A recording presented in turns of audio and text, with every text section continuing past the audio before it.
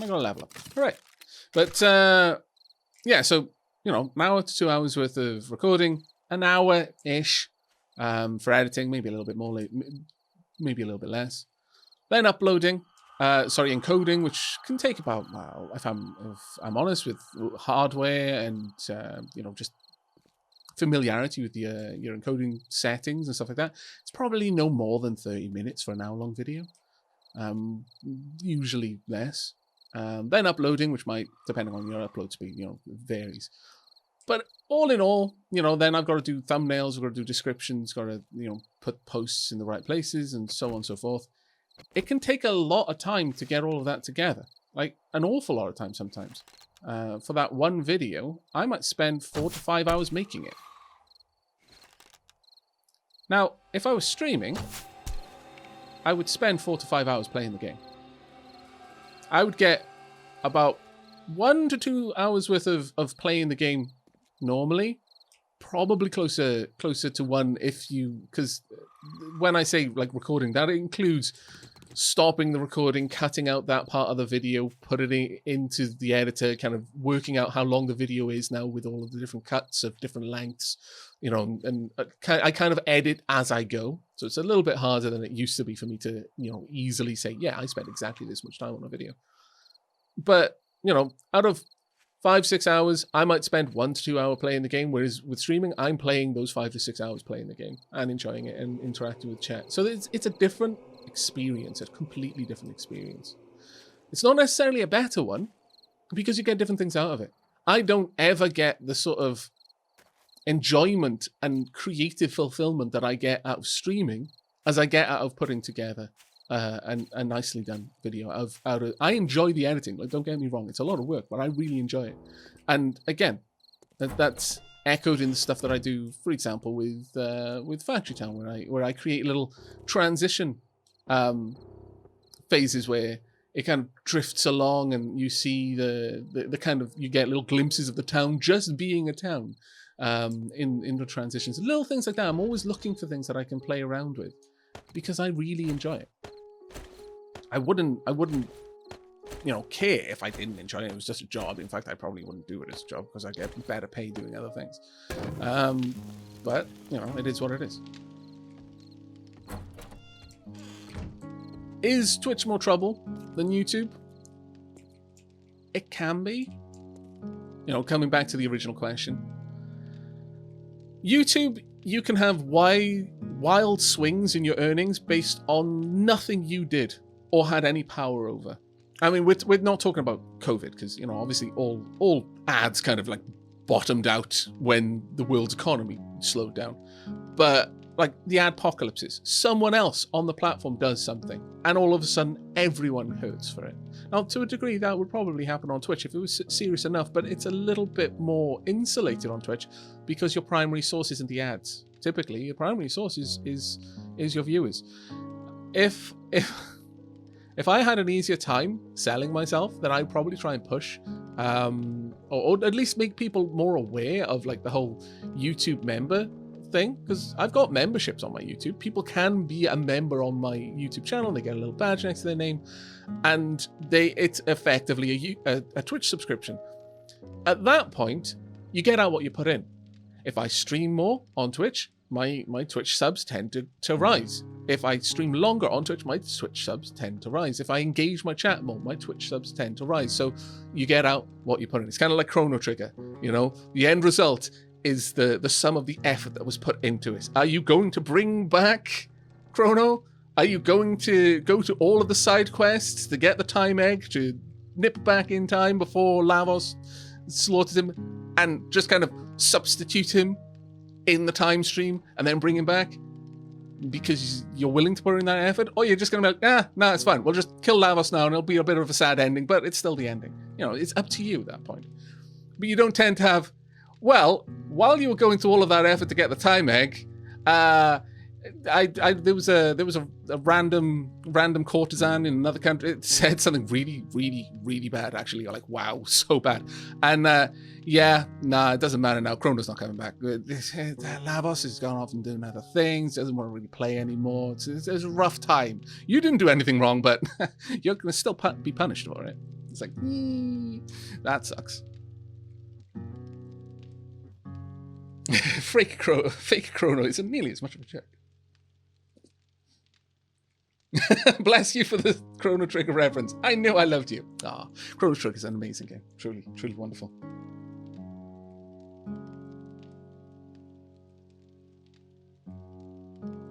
Stock options gives out some wild earnings in these trying times. Well, no, exactly. Everyone needs an exit strategy, and most creators, if they've got a business head at all, have got plans in place. You know, they're not literally, you know, sink or swim based on YouTube. But even so, it can be a bit disheartening when a lot of effort you put in doesn't necessarily result in much coming out. And the change with the algorithm, one thing I say a lot and I stand by is the algorithm is the viewers. There isn't some evil robot there or some diabolical YouTube employee twiddling their waxed mustache as they mess around with the algorithm. It's like, oh, this will show those annoying kids.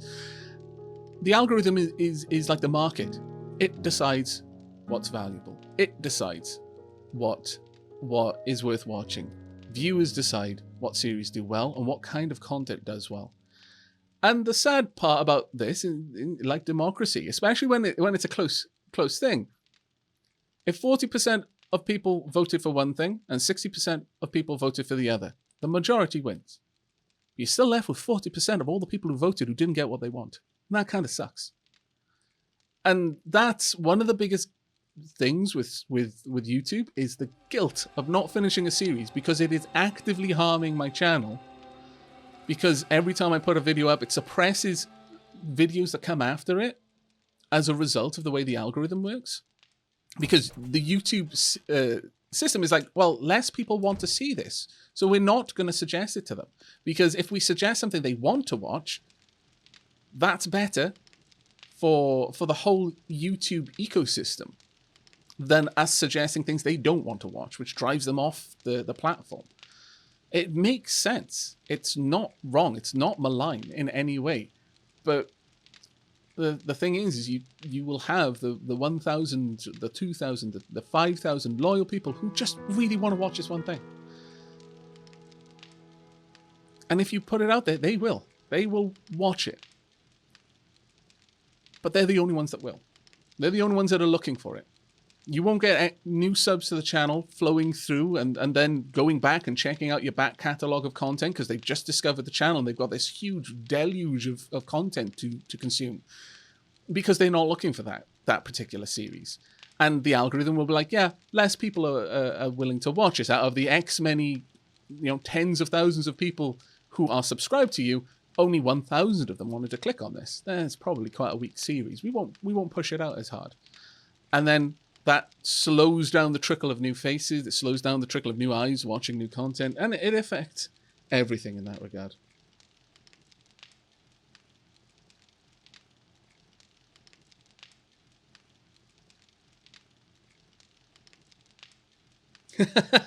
Bomber facts, yeah. Self-promotion makes me uncomfortable, so I find myself rarely doing. Yeah, I think a lot of content creators are in the same boat. A lot of content creators are in the same boat. And thank you very much, Belial, for helping Vormithrax out with that shout out. But yeah, it's one of these things. There's nothing malign about it. There's no sinister thing going on. The reality is, as much as some people really love certain content, if a lot of other people don't also really like it, then odds are it's going to be hard for your favorite content creator to justify doing more of that content. And that's not your fault, and it's not the content creator's fault. The content creator almost certainly feels absolutely trash about even contemplating ending a series without finishing it. I know I do when I'm forced, or rather faced with that kind of dilemma. But again, for a lot of people, this is their livelihood. And they've got to make these difficult choices sometimes. Right, that was a lot of real talk. Wow. And as for Twitch, it's a different thing because again, it's driven by the market, driven by the algorithm in Twitch's cases, whether people care about that game, whether enough people know about you, or you can get high enough view numbers to actually appear on the front page or even on a page for that game. That people don't have to scroll for 5 minutes to find your name. There are so many people on Twitch who are streaming to 0 viewers, and they're just keeping on, and it is so remarkably inspiring to see them do that. But that won't pay your bills. If you're in a position where it's your job, that won't pay your bills. You have to stream what people will watch, and the market decides that, and as it should in some ways, in my opinion. Why should someone watch you just because you're a nice person, and if they don't, you're not going to be able to do the fun thing that you want to do. But again, back to the whole thing. With Twitch, it's more based on tips, effectively. Subs are effectively tips. It's a voluntary payment. With YouTube, it's based on ads. So at least with Twitch, when it comes down to why is this thing not happening for me? Why have subs dropped? You can usually trace it back to something you've done. Something you had a direct control over. I chose to play this game knowing it would drop my views. It's fine. I made the choice. I wanted to play it more than I wanted the extra money that I would earn by playing something else.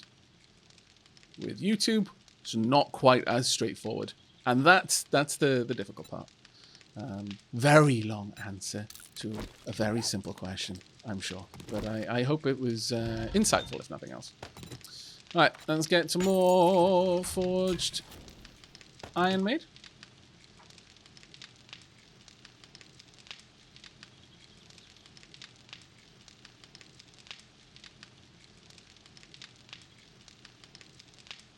Aavak, you could always do a rush ending to a series versus just not putting content out. Explain it will be the last one, and we'll go out with a bang, etc. Alpha 18, 7 days to die, cough, cough. But if that video will still only get a few thousand, it's going to feel like empty. I mean, you imagine your favorite TV series, the ratings would drop. They just didn't finish the season. They just were like, well, we're only 3 episodes in, but yeah, you know what? Daenerys killed everyone. Okay, can't spy. Jon Snow did actually know everything. That's not going to be a satisfying conclusion. And as a creative, I would sooner not do something at all than do it badly.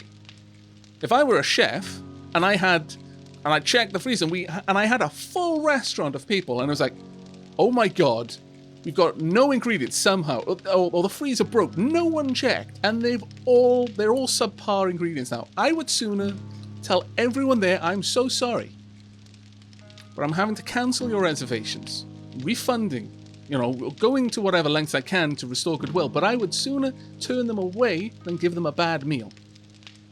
Because that, to me, would feel a lot worse than just not feeding them at all. And I know some people will have a different perspective on that, and that's completely fair. But that is my perspective on it. I would sooner not do a job than do a job badly.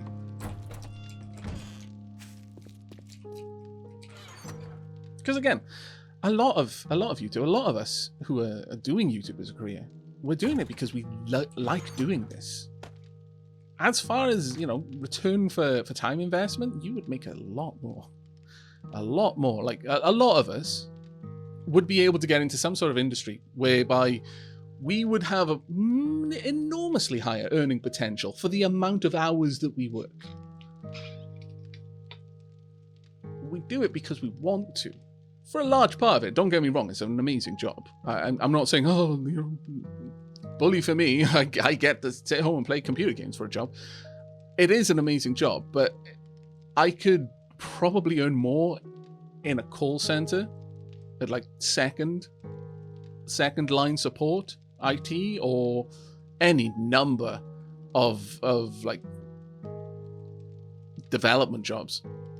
that I could walk into just based on my previous job experience. I know not everyone has it, not everyone can just walk into that, but still, it exists that if it got rough for me on YouTube, I would be able to find work. I might struggle a little bit now because they're like, yeah, I haven't done any in-industry work for like 8 years, so I'd have to take a pay cut for that. But I'm fairly confident I'd be able to very easily work up the ranks again. But I like doing this. This is as much a passion project for me as anything else.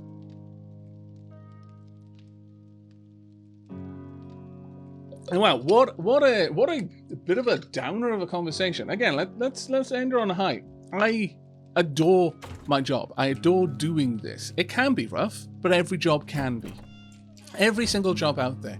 There's no unfairness in it, or at least I don't believe so. It's a little bit frustrating when something can go wrong that I wasn't taking part in, and then all of a sudden it can go sideways. But ultimately, it's a complicated question.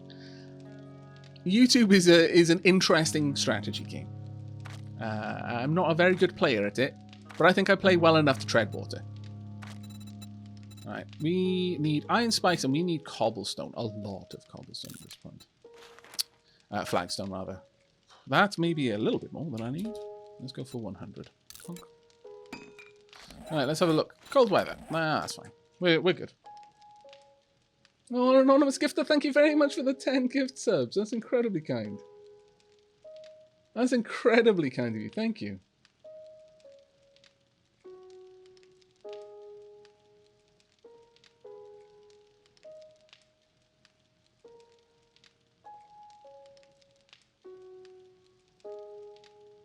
I am not making an iron shovel. Well, maybe I should. But I don't think I'm going to need to do much in the way of terraforming. We are now going to go out and are going to try our hand at building a bit of a horde base. It's going to be a fairly simple one, I'm thinking.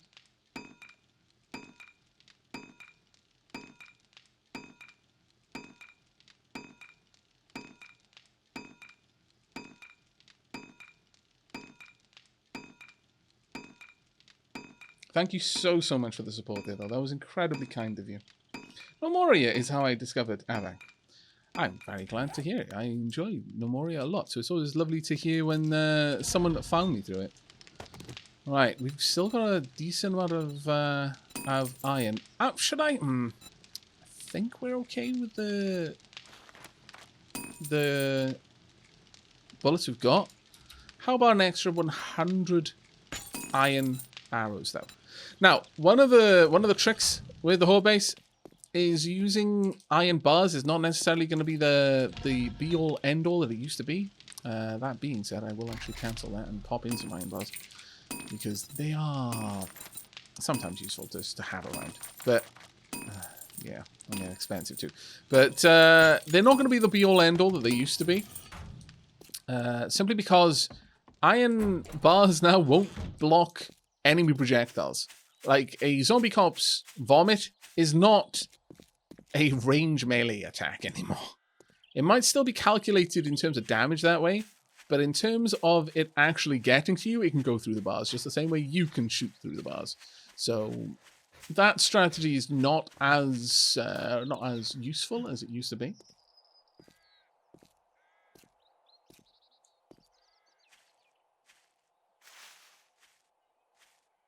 Yeah, rather entertaining situation you got there.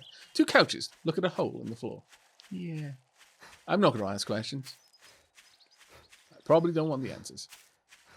Now, where should I set up this horde base? It would be ideal if it was somewhere a little bit more open. And honestly, it may just be that I've spent a bit of time over here now, so I've had an opportunity to look at the train a bit better. But I think over here is probably one of the better places.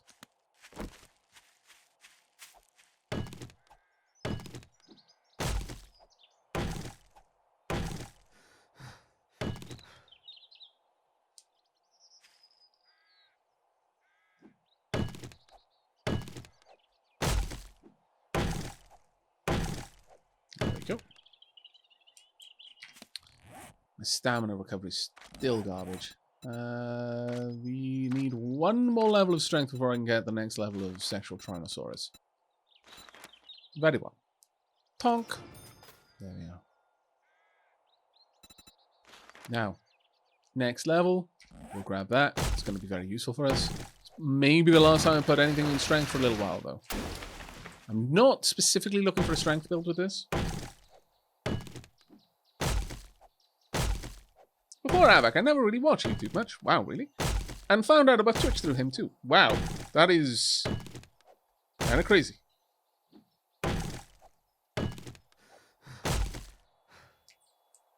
I can't imagine anyone not really being that aware of or you're using YouTube a lot.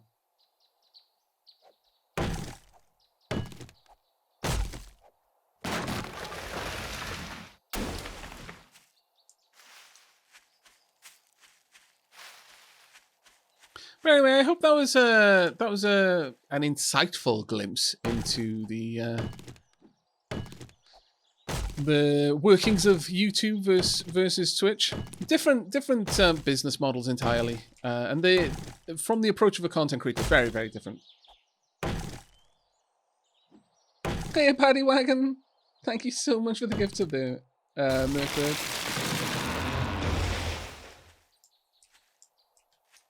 Alright, let's go and grab you.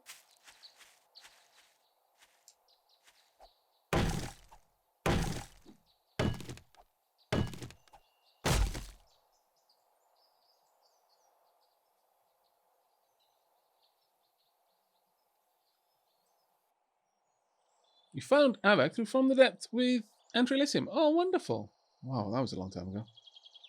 I always enjoyed the real talk with Aavak. It always feels weird when it's about YouTube or Twitch or how they work. It always feels, I don't know.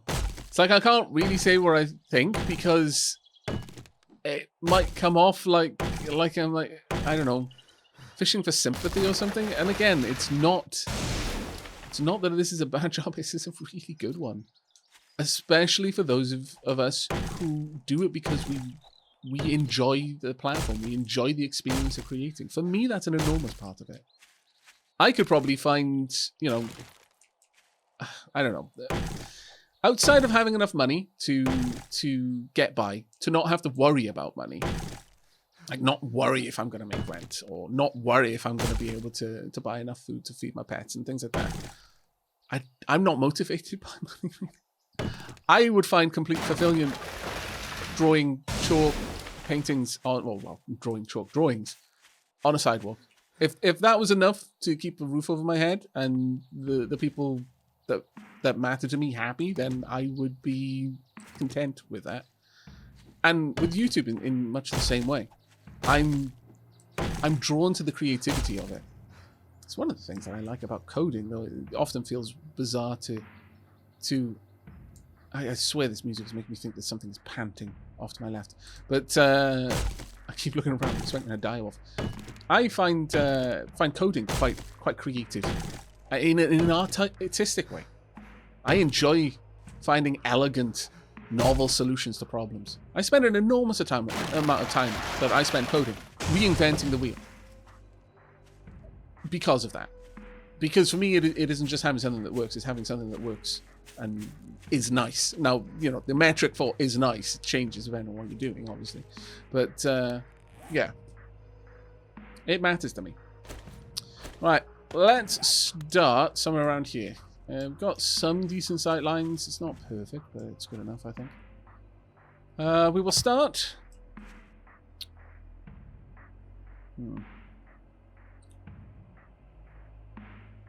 Now, I don't necessarily want to cheese this, but I suspect I might have to. So I'm going to need a pillar of support. I don't really mind if it's a honeycomb inside.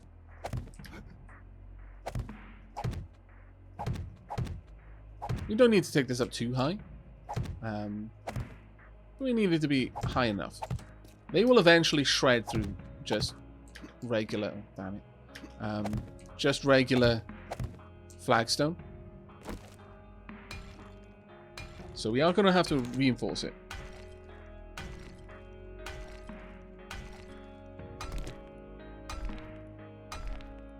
When I program, I just want a solution that works, and that's completely a valid way of programming. Don't ever let anyone like me tell you that it's not. I just prefer programming as a creative process, so I tend to view it in that way. I'm looking for interesting ways of solving problems, and sometimes the elegance and the beauty for me is in it being just raw efficiency. The amount of time I've spent on playing around with pathfinding algorithms and data storage methods for little games here and there, well beyond any actual chance of it paying back and being worth the time that I've invested. Nevertheless, I do it because I really enjoy it.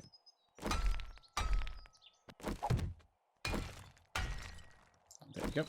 And we'll have just regular flagstone on the outside.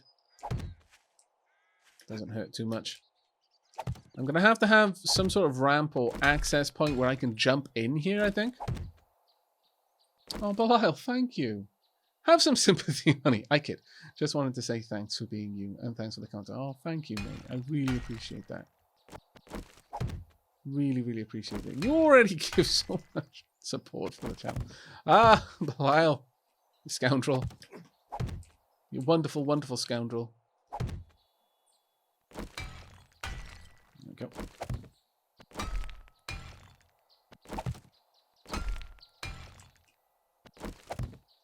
Let's get all of these built up.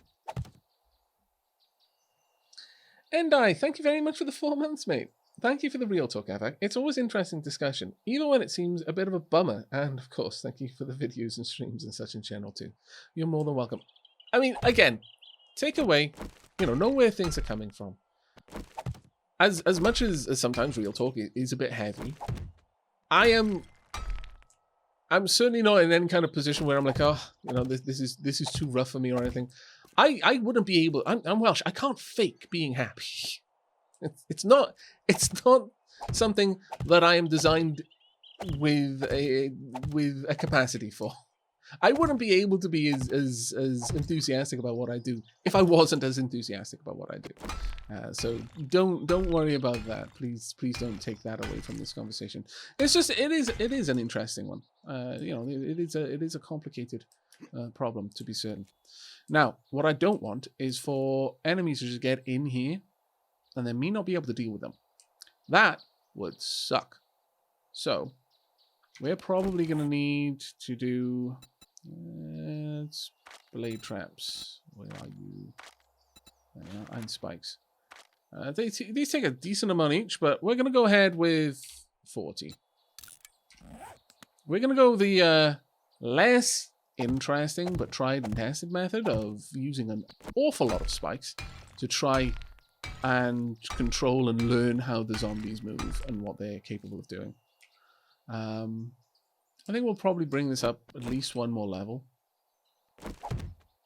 This central core will eventually get upgraded every time the zombies do any kind of damage to it.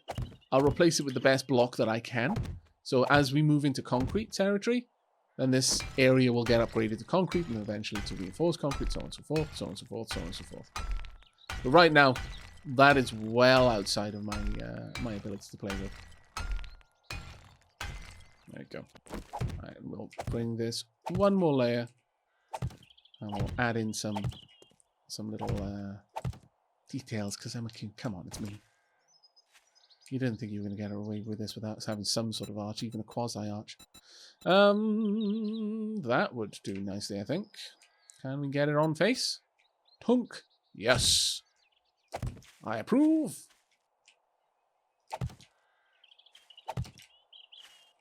Then we can have some torches underneath to cast some light upon the scallywags. There we are. Lovely. Now that's the foundations. Now we're going to need a way to access it. And I'm thinking... What am I thinking? Honestly, just a ladder to get up there to jump on.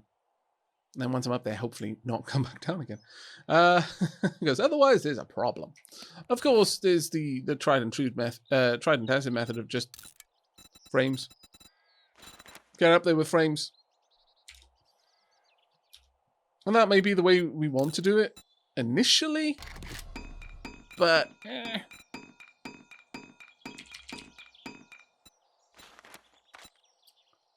I think it might be a bit of a rough one.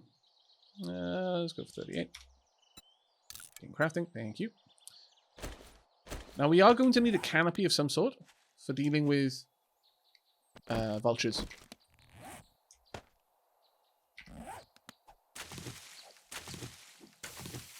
Because otherwise that could be an issue for us.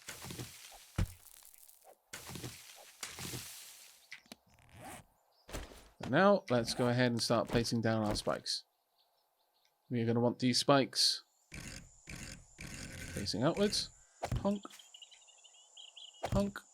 We'll have them situated in these gaps and then layers around them as well. Now, I'm fairly certain...